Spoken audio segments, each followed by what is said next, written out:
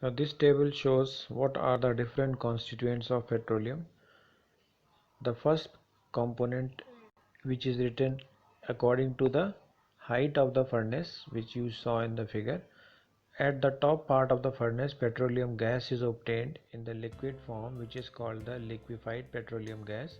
It is used as a fuel for the home, and it is also used as a fuel in industry.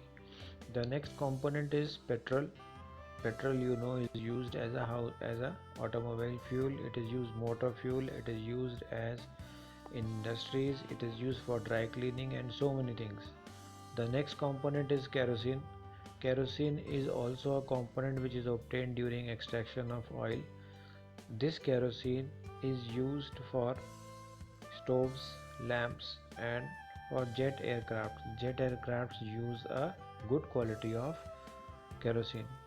Next is diesel. Diesel is used as a fuel. It was used as a fuel of railway engines, but after the railway engines, for many years they were used, but after that they have now switched on to electricity. So diesel is still used as automobile fuel for heavy vehicles, and it is also used as industrial fuel. Next component is lubricating oil. This lubricating oil is used in reducing friction in the machines. Then next is paraffin wax. Wax, you know, it is used for making candle.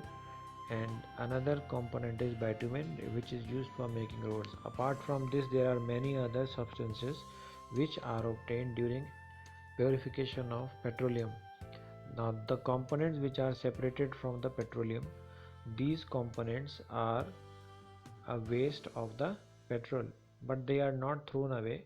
These components are sent to the different refineries. That means the oil refineries work is to purify petroleum.